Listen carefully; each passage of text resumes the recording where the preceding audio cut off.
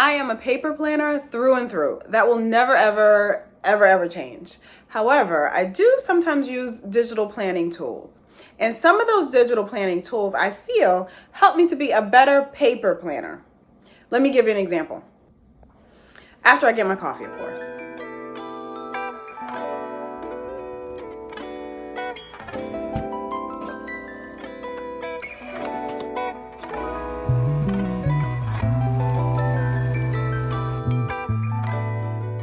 There's a strong debate as to which is the best and most efficient form of planning, paper/analog planning or digital planning. In my personal opinion, I think it just really boils down to which one works the best for you.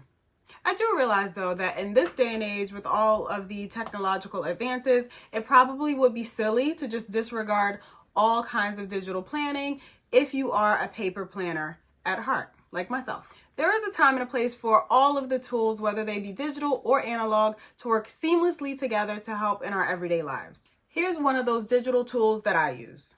My month is already planned out, and you can get an overview of how I typically do that inside of my paper planner. If you check out one of my latest videos, I'll have it linked down below and up in the cards for you. And that's all done in my paper planner. There are times, however, when I feel like I need a lot more structure in my days. That happens since I pretty much work for myself, so I have to determine what happens when. And sometimes it's really hard to do that, especially when you just don't feel like working. So, it can be a blessing and a curse. A blessing because I do decide what to do with my days. A curse because more often than not, I don't want to work. So I have to force myself to actually do it. Side note, this is exactly why we cannot rely on motivation, because it just doesn't work. It's just not consistent and it's not always going to be there, at least for me. So that tool that I'm talking about is my calendar. So my Google Calendar, which I do open up into Google or onto iCal. So either way, it's connected to Google Calendar, and I do have access to it everywhere. I've been doing this consistently since January, so setting up all the days of my week, Monday through Friday. I do add in some things on Saturdays and Sundays, but not always. But for the most part, my work week, I set up all of these blocks so that I can have structure according to what I'm going to do, when I'm going to do it, and how everything is going to fit. It's a very regular part of my planning process by now. And when the weeks arrive, I start with the framework that I laid out in Google Calendar. So every week pretty much has repetitive blocks that I have in here. And then I'll just, depending on what's going on inside of my actual paper planner, that is when I decide what to move around, what to shift, and what goes where. But the general framework always applies. All right, so since I have 3 main categories that I work on throughout the week, I do color code all of those categories. And actually, I'm going to switch you over. This is a view of my iCal, how Google Calendar looks on iCal, but I'm going to switch you over to Google Calendar because I feel like the colors just stand out a little bit better when I do that. All right, so this is what it typically looks like, and I do open it up into iCal only because that's a little bit easier since I'm on my MacBook. But like I said, I go back and forth between the two, but I felt like these colors would be easier for you to see. So we're here a little bit after 10 a.m. on this Monday the 13th, and these blocks up top have already happened, or they should have already happened. All of them have not, so I will switch them around. But this is what the general framework is going to look like, as I said, week after week. And then if there are things that are new or things that are unique to that week, then I'll go in and add them. And I usually do this on a Monday morning. Actually, I usually do this Sunday. But my weekend was really busy, so now I'm doing this on a Monday morning. All right, so I have 3 main work categories, and that is separated into these 3 colors that you see. There's a purple, like the sage green, and the dusty blue. These colors really work for me, and that's also another reason why I prefer Google Calendar. I can customize the color palette. It's all about the aesthetics. So I do theme all of my days. Mondays are my planning/strategy day. Tuesdays would be a creation day. I'm actually looking for a better title for that day. Wednesdays I'm calling the build day. Thursday's business. Friday is wrap up and reset. So Monday is when I'm not doing a lot of Physical work, I consider it a lot of mind work. So I'm thinking about what I'm going to be doing, how I'm planning things out. I'm checking in with goals to see if everything is on target. So that's what Mondays are dedicated to. And I make sure that I'm touching all of these 3 work categories on that day. So I'm planning and I'm looking at the goals and all of that. Tuesday, I call it my creation days. It's almost like a deep work type of day, or a day where I'm going to be physically exhausting myself in some way. So beyond the mental, maybe there's things that I need to do. Maybe there are meetings that I need to have. So that's what I would prefer to put on Tuesdays. And as you can see, I have this content block, and that's where I might film. And I'll get to that. Well, I'll get to that now. So I do have all of the blocks laid out, and then I do overlay tasks for those specific blocks. So I know what I'm doing when the time comes in my day to focus on this work area. So in this example for Tuesday, I had actually planned to film tomorrow. I'm filming today, so I'm just going to move it over. But I like to overlap all of the tasks so that I know exactly what I'm doing within that specified block. We'll circle back to that in a moment. But for the creation days, again, I do like to touch on all 3 areas of work. Sometimes I won't, but normally I will. But that's what the creation day is. And then I do usually allow myself kind of like a free day or a flex day. And that is typically Thursday, because I feel like after midweek, I'm exhausted and I need a break. My mind needs a break. But this week, originally I planned to make it Wednesday. However, I have plans for lunch on tomorrow on Tuesday. So I'm going to move that over and then just flip these. And because these are regularly occurring events, my calendar is asking me, like, am I sure? So I'm just going to flip Tuesday and Wednesday around. And then I'll move those corresponding tasks that I had planned over to Wednesday too, according to or along with that specific block. Now I'm looking because I plan to go to Costco and Walmart on Wednesday, but I don't think that's going to happen. I think I can do that on Thursday. So this is a prime example of me just flipping things around when the week gets here and I know what's going to happen and what's just not going to happen. So then on Wednesdays, I consider it my build day. So this is where I'm focusing more so on future goals, more so on what do I need to get done within this specified work sprint. And sprints, I split them into like 12-week sprints or 6-week sprints. Something that I'm focusing on is usually one thing so that I make sure I get that done, make sure I don't get distracted. So Wednesdays would be the days that I do that kind of work. And then on Thursdays, like I said, I like to have a down kind of day, but if I don't, I'm devoting much of that day to my consulting business. So that's why there's a larger block of work, and then the 2 other areas don't get touched at all. And because there's only one block of work for that day, I know that I should be able to go out and get some errands done for that day as well. So that's when I'm working on my business. So the other business that is already set up and already going, and the one that puts food in my mouth. So that's the one that I'm working on the most. And then Fridays are my wrap up / reset day. So I wrap up, and it's kind of like a catch-all. Anything that didn't get done throughout the course of the week, I'm flipping over to Friday. And also I'm using that time, a lot of times, if it's a really good week, I'm using that time to plan for my next week. So I don't have to worry about it over the weekend. And so that when Monday comes along, I can open up my laptop and get right to work.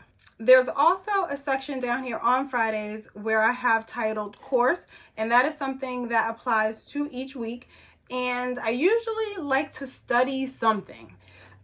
It may be an online course, it may be something of my choosing, I don't know, but I like to study something regularly. It goes along with my personal development goals. So if there is an online course, I will set aside this time on a Friday, couple hours to sit down and focus on that.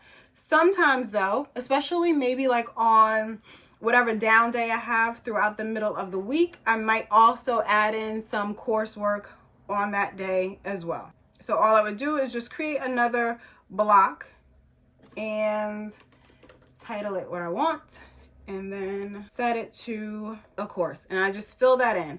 And I do plug in the week as the days go along. I plug in what did happen or things that I know can happen. I don't like to do certain things like, plug in coursework too early, because I don't know what my energy is going to be like. I don't know what, other tasks might pop up. So Friday is usually left pretty open until we get to maybe midweek. Then I'll start transferring things over or adding additional blocks, adding more of these work blocks that I want to fit in over here on Friday. So as you can see, this lighter peach kind of color are what I consider, that's my routine. So the things I will do daily, and then that does include like cooking dinner and everything. And then I have a home category, which I have like some time devoted to cleaning, some time devoted to laundry and our budget / finance review.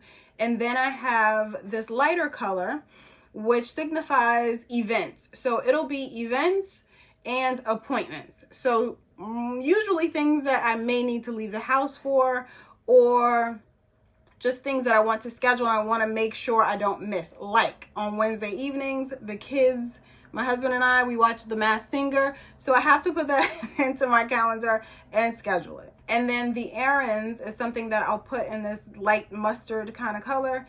And it works the same way, where I have these darker shades of green, for instance, overlapping that green, that lighter green work category. A lot of times if I'm out of the house at an appointment, I will overlap errand things to do while I'm out as well. So that's what goes there, or that's how the colors kind of work together. So that's the general framework of how I set up all of these categories. So I'm just going to go back because we are talking, and I'm going to actually work out here and just flip Monday around a little bit because some things didn't happen. And I do like to see when things happened, if I can remember. Sometimes I can't remember, but if I can remember, I like to flip them around to put them where they actually did happen. So that was pretty much how my morning went before I sat down to film this video. All right, as a little bit of a recap of how I use this, I will set up the basic structure for my week, making sure that I'm touching on all of those areas that are important to me, all of those areas that I need to focus and get work done. I will add in appointment times and errands as well, and also schedule in downtime for myself. I do have a self-care category. As you can see, Thursday at 7 p.m. I decided to do a spa night.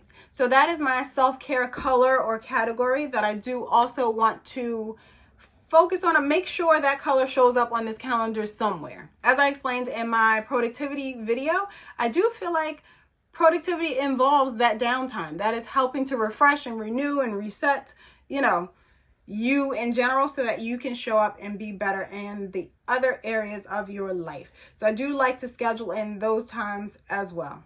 So after I get in all of the routine and the work and the home stuff, then I like to make sure that there's a good amount of white space on my calendar. To me, that signifies I have enough downtime, I have enough buffer time between tasks or between work blocks, so I won't feel so stressed out or so frazzled. For example, on Thursday, like after my morning routine, I have some time to kind of do a little bit of nothing if I want to before I get into work.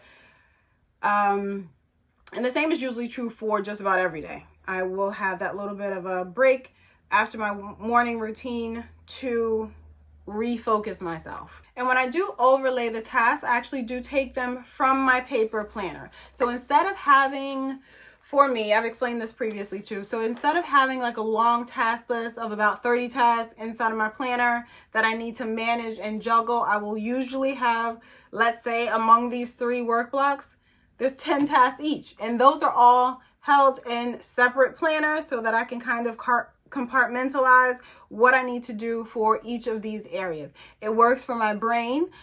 because I'm the type of person, if I see a long list of 50 tasks, I'm immediately not doing any tasks.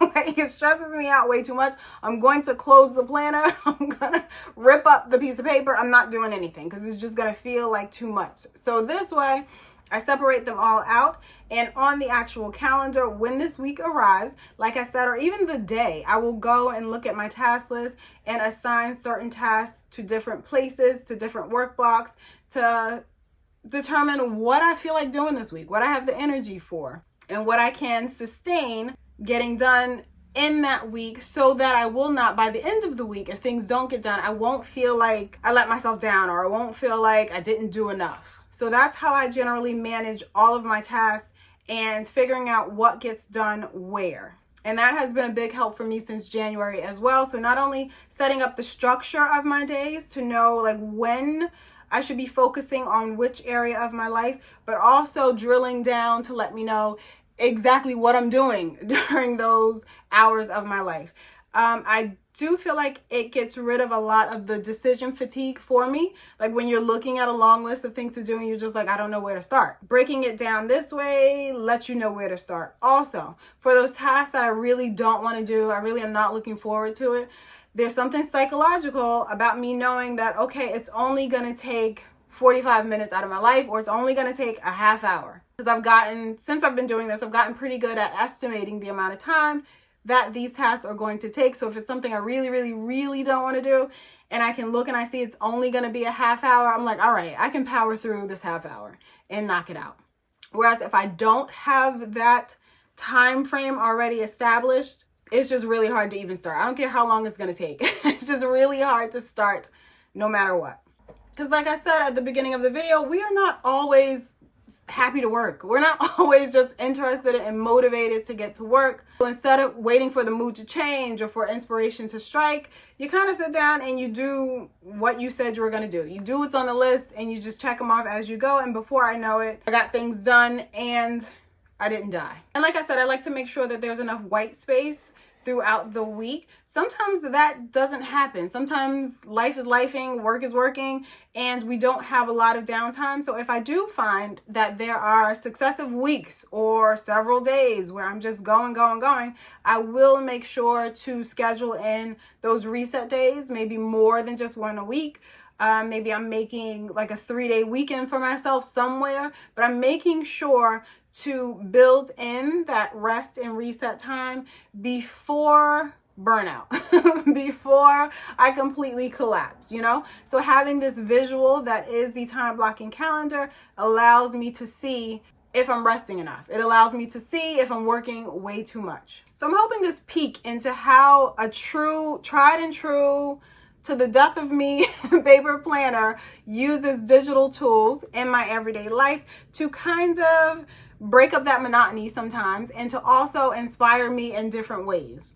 There are other digital tools that I do use throughout my days, and I'll create videos about that going forward. But I think this was the most important tool for me at the moment, so I wanted to share it. Digital and analog planning tools can comfortably coexist in a really great planning routine. And just because you have a preference for one doesn't mean that the other can't be useful for you in some kind of way. Sometimes they're not the most traditional ways. So like me, I cannot completely plan digitally. However, there are some components of digital planning that do complement my analog planning lifestyle. And vice versa. Just because you love digital planning and digital things, that doesn't mean that maybe a pen and a piece of paper can't help you in some kind of way as well. I'm pretty sure it can. So moral of the story, don't discount digital planning tools just because you're not a digital planner. Let me know down in the comments, are you a digital planner? Are you an analog planner? Do you hate pen and paper? Let me know. Also, we can talk about the digital tools that you've been using. I know there are 1,000,001 apps that are probably helpful to a lot of us, and sometimes because there are 1,000,001, we just don't know anything about them. So if you have some favorites, leave those down in the comments as well. If you have any questions for me, you can leave those down below. And if you found this video and this type of information helpful, I would truly appreciate it if you would give this a thumbs up. And if you would like to, please do subscribe. Again, thank you so much for following along on today's video, and I'll see you in the next one.